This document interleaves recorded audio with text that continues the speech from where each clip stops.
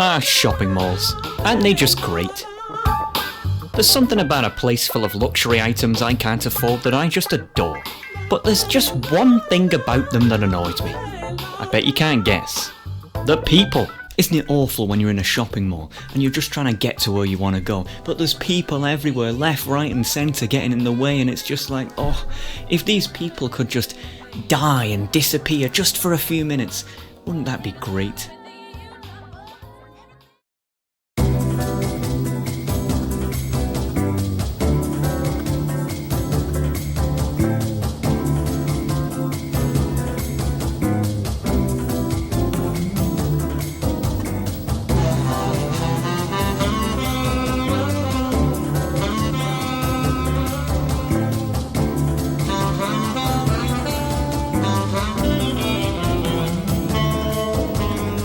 Damn, this is amazing. I could get used to this. 12 o'clock midnight. Okay, I take it back. This is getting kind of creepy now.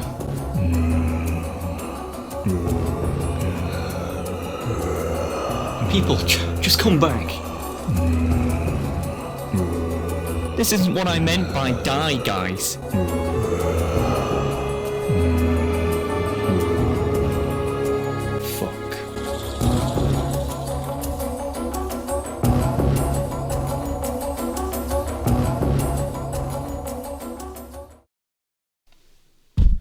Dead Rising.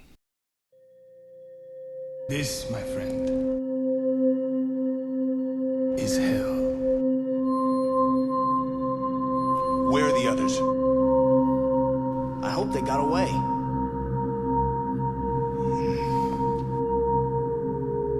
I've covered wars, you know. This game to me is like an old friend. I forgot about him for many, many years, only to recently get back in contact and be like, wow, why did I stop talking to this guy? He's awesome. Oh, and by the way, before some prick comments, that's not the real box. This, right here, is the European box. Now I don't know why companies give North American and European games different cover arts, don't ask me, but this is the game. And I swear, every time I ever look at this game, I only ever see the North American box. Am I the only European who has ever played this game? Seriously, I've never found anyone with this box. Very curious. Weird fact about this game, the box has this strange disclaimer on the cover. It says, this game was not developed, approved, or licensed by the owners or creators of George A. Romero's Dawn of the Dead. Right. Now I know on the surface you're probably going to think, oh, this is just another boring zombie game. But you're wrong.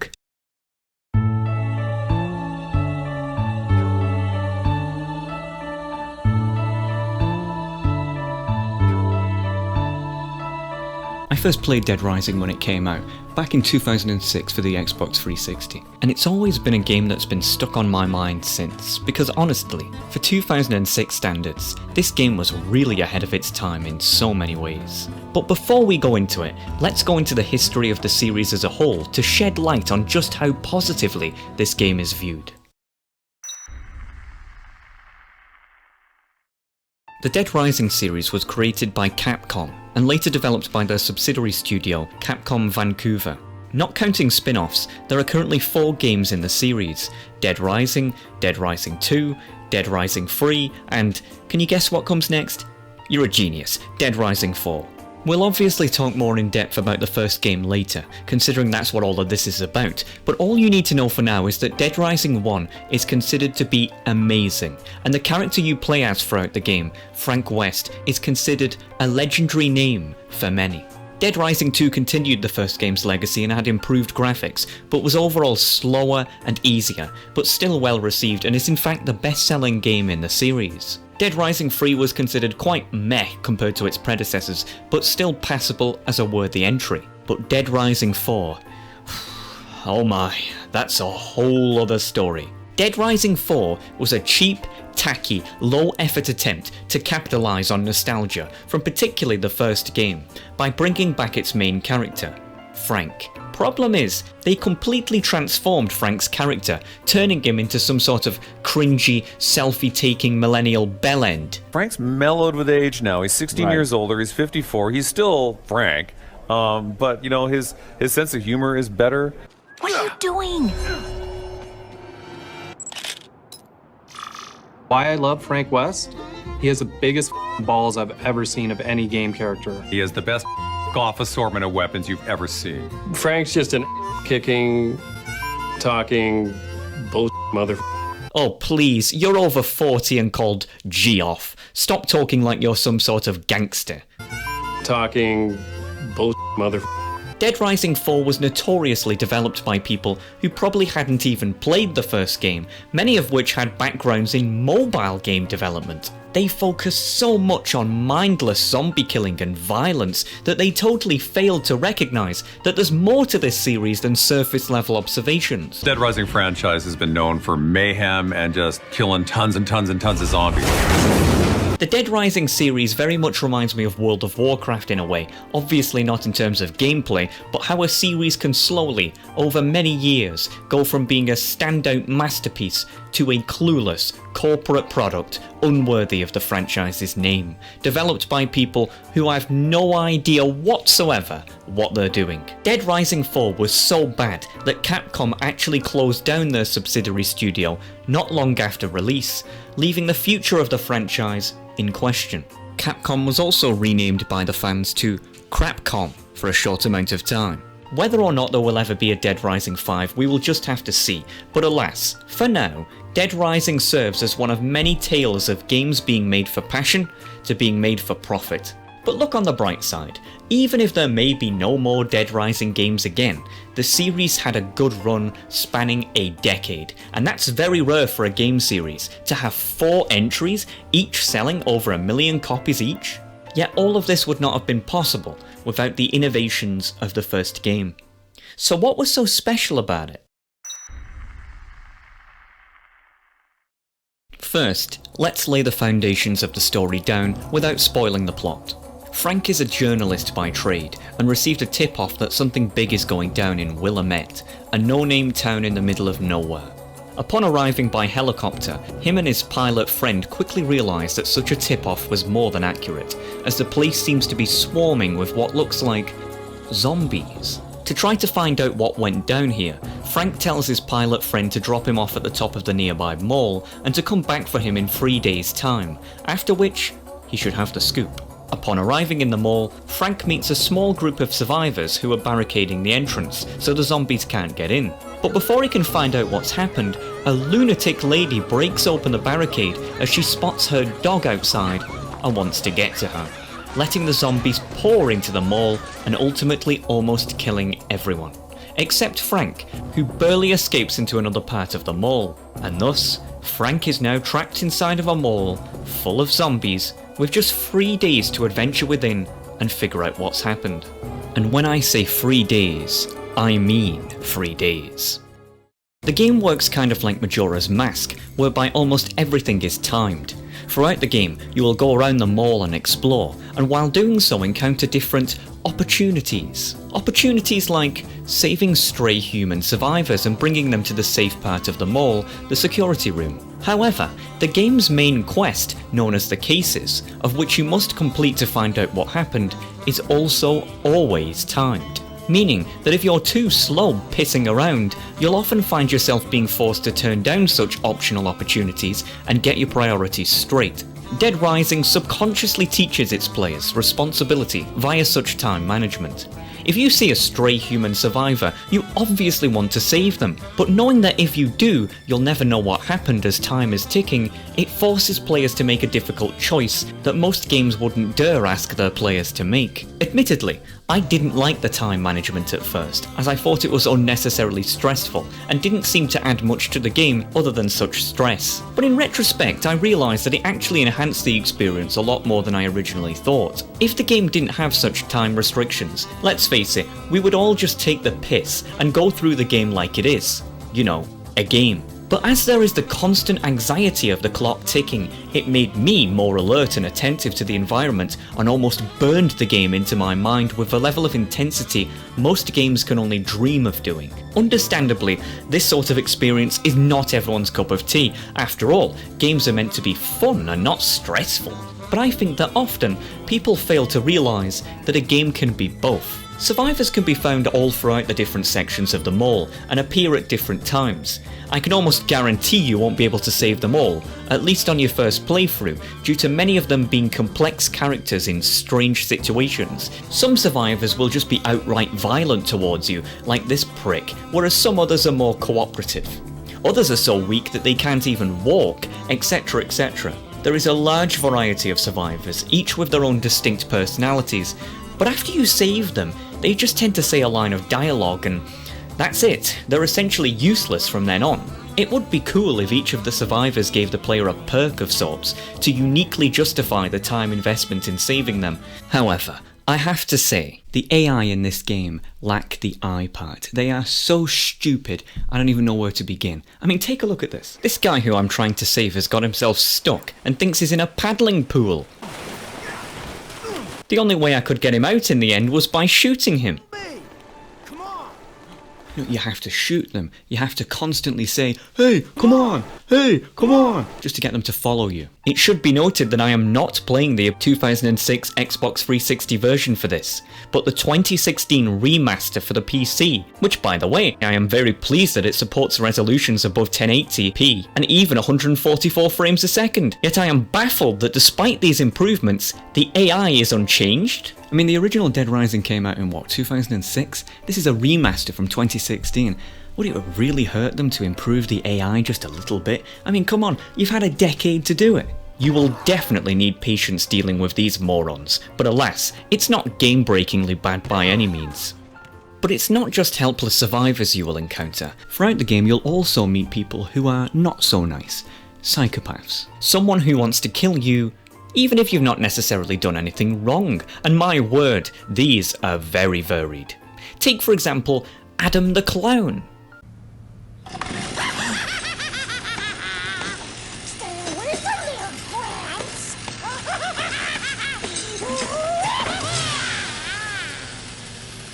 Huh? Everyone used to laugh at me. I was a walking punchline. But not anymore.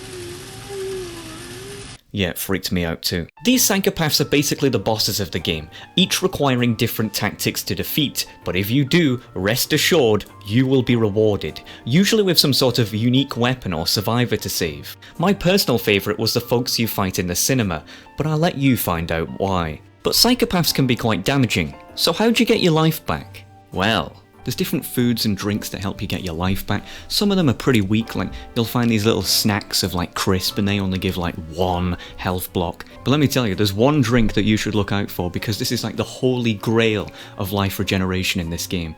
Orange juice. If you see some OJ in this game, get it and just take it. It restores life like... I've never seen anything like it. If Dead Rising was real life, orange juice would cure corona. It has to be said that the game is very unforgiving when it comes to difficulty. If you die, you'll have to go back to your last save, but considering that you can only save in certain places like gyms and bathrooms, you could lose lots of progress if you fail to save enough. But considering the fact that the game is timed, you don't really want to waste time going to save, so it's like you're stuck in a way and have to find a good time and save balance. Dying when your last save was long ago feels really bad. I've lost 20 plus minutes of progress more than once, and if I didn't have such inner resilience trained up from dealing with many years worth of dumbfuck Reddit comments, I'd have probably had to take a break halfway through playing. By far the most frustrating part of the game is the infamous Case 7-2. No, I'm not going to tell you what this case is for the sake of spoilers, but when you get here, I wish you luck, it's all I'm saying. But by far, my biggest annoyance with the entire game is the constant calling that you get. Every single time you try to do something, you... Oh, here's one now, hang on a minute. Hi, Otis. Yeah, look man, I'm recording right now. Can I call you? Yeah, I get it. I'll have... Look, I'll call you back. Yeah, as you can see, as I was saying. So every time you try to do something in this game, you constantly get a... Otis. Look, man, I'm busy, okay? I'll call you back. Every time you try to do something in this game, just to get from point A to point B, you get a Every time you try to do something in this game, you constantly get a call, and the problem is half the time you can't answer because you're surrounded by fucking zombies, and if you answer, they're just gonna kill you. So it's like, is there no way that this game could have had calls available while you can still do things, rather than it incapacitating you suddenly? It's just so annoying to constantly try to go around, and the next thing you know, it's just like, oh, piss off. If I get another call from Otis again, let me tell you, there'll be trouble. One of my biggest complaints about the game is actually the dialogue. No, not the writing, that's fine, but I mean the actual dialogue itself, or perhaps more, the lack of it. In cutscenes, there is very well done voice acting, but when playing the actual game and talking to NPCs, you don't hear them speak, you have to read. And I just don't understand why. It just feels wrong. Take a look at what I mean.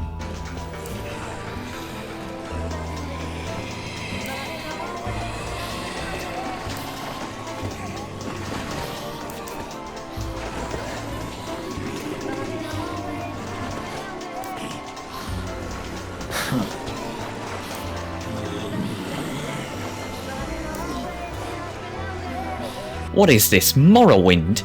I have no idea why this is the case, as there is one part of the game where an NPC does say their dialogue out loud when playing, so it is possible, but whatever.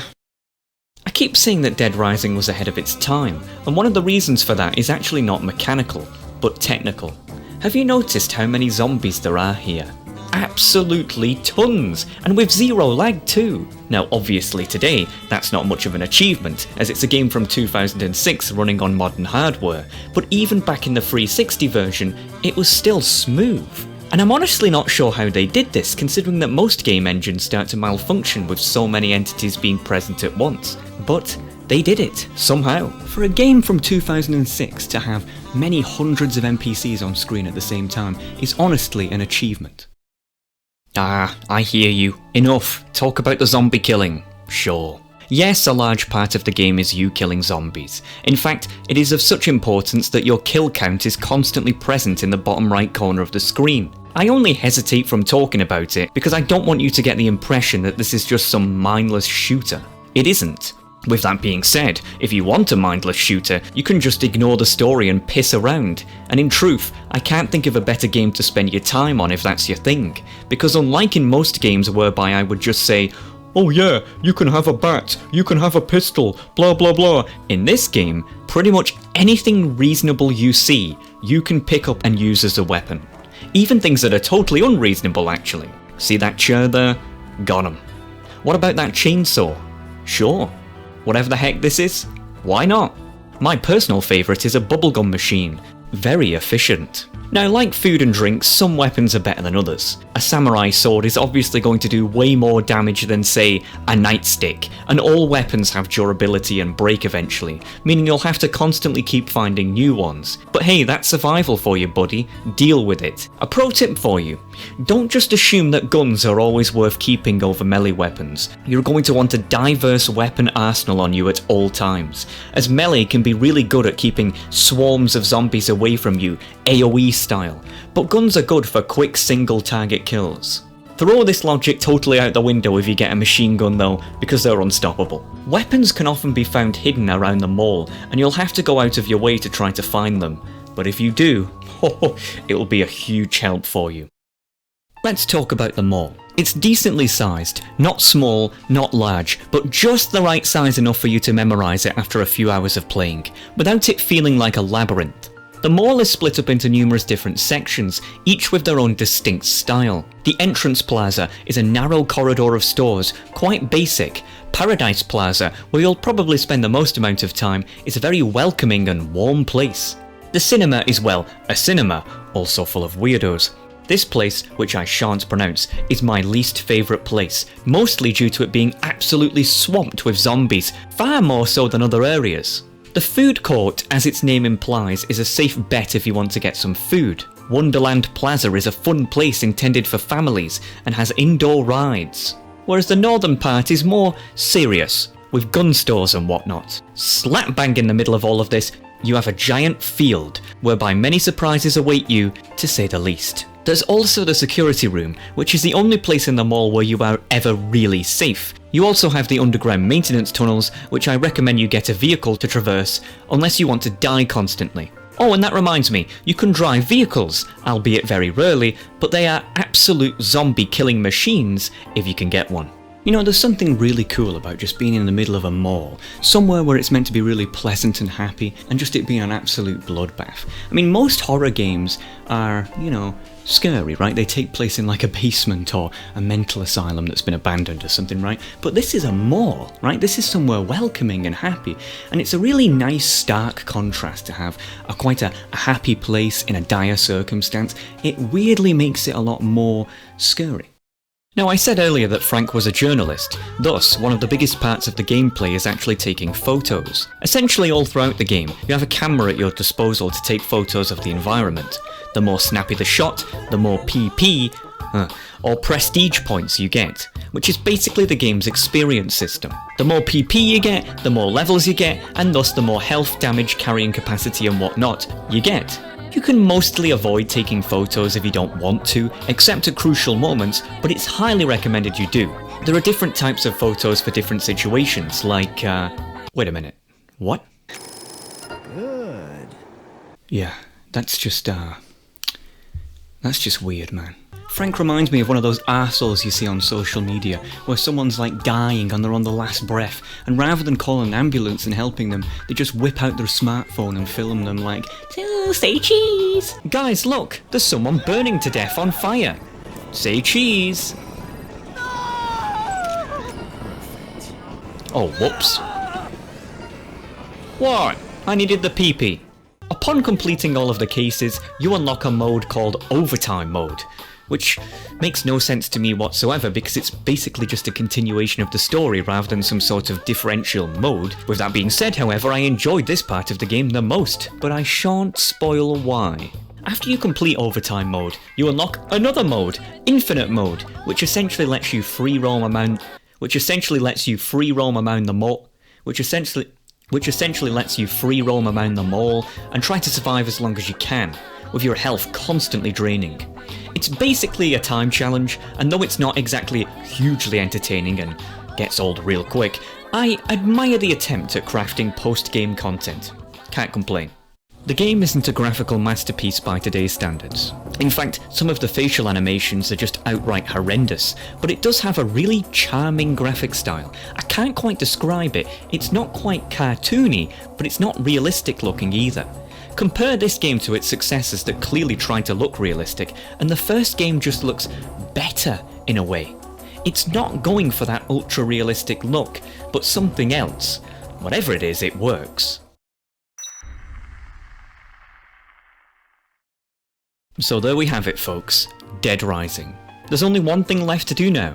The ratings. First, let's give the game a players before profit classification. This judges the game purely on how financially respectable it is to its customers. There are 5 tests that determine what players before profit classification a game gets. First, does the game have microtransactions? Thankfully, Dead Rising was released just before microtransactions became mainstream, so no. Pass.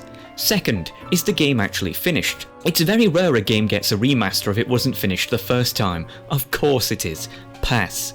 Third, does the game have a physical copy? Look at this box! Pass. Fourth, does the game promote a political agenda? Despite Frank being a journalist, this was back when journalism was actually half decent. Of course not. Pass. And fifth, do the developers respect their customers? Back when Dead Rising 1 came out, Capcom really cared about the quality of their games, as proven by the sheer amounts of detail and polish this game has. Without doubt. Pass. Dead Rising has passed all 5 tests, giving the game a green players before profit classification. And now, the actual game rating. Overall, Dead Rising was pretty much exactly what I expected. Dead Rising is a game that is better than its successor that would come out a decade later. The game reeks of passion and is well and truly a game you shouldn't miss, at least if you're not faint of heart, that is. Therefore, I give the game an extremely strong rare. My 3 main positive takeaways. Number 1, the detail. The game goes out of its way to make its players go, really? You can do that? which a lot of modern games don't bother doing. Number 2, the unique sense of dread. This game doesn't scare you via a screamer or scary ambience, but by pressure, which is an incredibly difficult achievement to pull off when it comes to a game set in a shopping mall. And number 3, the soundtrack. I'm not joking, I've used the soundtrack of this game in numerous different productions in the past. It's just that good. Highly recommend mall track number 3, by the way. My 3 main negative takeaways: number 1, the more on AI, number 2, how saving works, and number 3, the lack of voice acted dialogue. So there we have it folks, Dead Rising. But before you go, we want to know, did you play Dead Rising back in the day? If so, do you think it still holds up by today's standards? Feel free to let us know and go in depth. Cheers!